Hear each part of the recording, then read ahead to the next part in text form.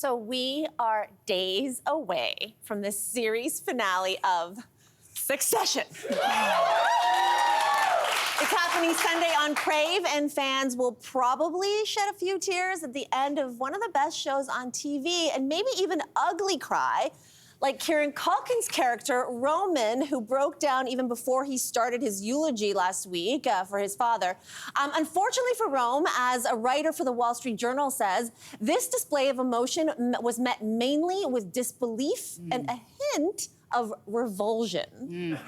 So what is it about public crying or crying in public that makes people so uncomfortable? Sorry, am I supposed to be going first? Everyone's looking to me. Yeah, it's an interesting thing. When I was growing up, there was definitely, our family sort of seemed to admire people who were at funerals and held it together. That was something like, oh, it was so good. Look at how strong that person was because they tamped down. They didn't say it exactly that explicit terms, but that was the message that I picked up on. And so growing up, like, I actually became known, I'm not connecting these dots completely, but maybe a little bit, as a bit of an ice queen.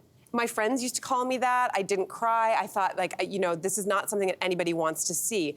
But then I became a parent, and motherhood cracked me open. I was leaky everywhere, it felt like. And, you know, for the first 2 years of the show, I was definitely postpartum and breastfeeding and whatever, and I cried. I mean, you guys remember it. I felt like every 2 seconds I was crying and embarrassed about it as well. So I think it's a complicated thing. Like, I don't know why it makes us uncomfortable, but I think we see it as a marker of weakness. But for me, as I've gotten older, I actually feel like it's a marker of strength. When people are able to be in touch with their emotions. I'm not saying 100% of the time, but I think we need to really, really value it more. I think in many cases we can differentiate, too, in the moments. Like when Roman cried on that TV show, watching it, I actually did feel some sympathy for him. But he is like a monster. You know, on the show. He comes from a bad family, and so there's something, I think, crocodile tears, you know, when you see someone disingenuously, you know, or they have a motive behind the tears. I think there's, you know, we sort of react differently. But I've never seen that in real life, IRL. Like when I see someone cry, it's not like I'm not embarrassed and I don't feel awkward. It's immediately what's happening, what's wrong. And sometimes, a lot of the time, it's contagious. And like if Mel, for some reason, if Mel's eyes get watery on this show, I'm gone.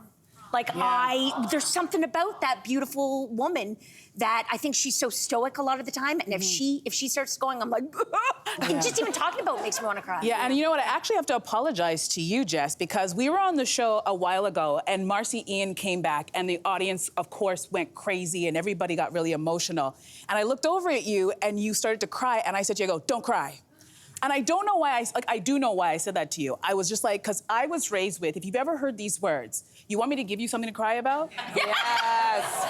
I was raised with those words, and that meant don't embarrass, don't misbehave, don't cause a scene, keep it clamped in. So I learned from a very young age to keep tears in a quiet place when you're by yourself. And when I see public tears, that's why I had that reaction. I go, don't cry.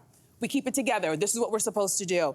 And now, I've gone through therapy, I'm good. Now, I'm fully aware of all my issues. Now, when I'm in a situation, I don't cry right away. Like, not too long ago, a very good friend of mine died, and when I got the news, it was like I got the news that he got married, not that he died. Like, I had no emotion, and it took me about 5 days before I actually cried. And it was just something that triggered, and I had to be quietly in my own place to have those tears, and that is, I know where that comes from, but I'm also a little bit nervous that, like, say my future pretend husband gets murdered, I know I'm going to jail. Because society kind of gives you that pressure of, like, you're supposed to cry, and I'm like, listen, it doesn't come right away, give me a few days. So I think it's very interesting that we have this, but I think it's all from probably the way that we were treated about our tears when we were younger, by our family, by our culture, whatever it is, but let me give you something to cry about, still at the top of my brain. Yeah.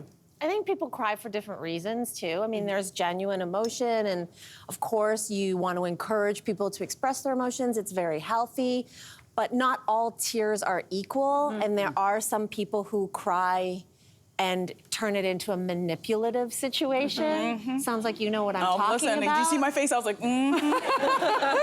Right, so again, putting aside, like, if you're feeling sad, if you're feeling emotional, of course, cry. But, you know, when we're talking about crying in certain settings, I've been a part of situations where, you know, I've been on an airplane and someone was behaving really badly, and then when they got called out for it, started crying, and then it changes the situation, and then you're like, wait a minute, but they were just kicking someone else's chair, right? Yep. I've been in business meetings, and there's been a debate over a decision to make. You know, do you choose this option or do you choose that option? And a person who wanted to choose option A, you know, felt like it wasn't going their way and started crying. It ends the discussion right there, because if you have an oppositional view, now you're going up against the poor person who's crying, then you don't want to look like an you say it. I caught myself. I was thinking it. You don't want to look like a bad person in front of your colleagues, right? Yep. So I'm not saying don't cry if you feel like crying, and it's, you know what I'm saying, though, that there are some times when crying can be used against a person, and then not all.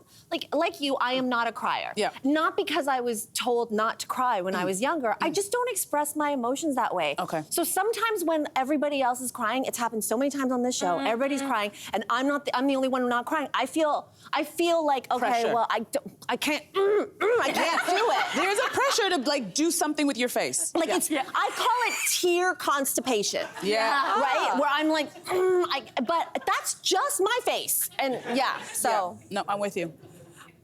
Well, there we go. So we're not crying. We're done with the crying? I think we're done with crying. Thanks for watching. We've got lots more discussion and debates on everything from food and fashion to pop culture and current events. Don't forget to click like and subscribe.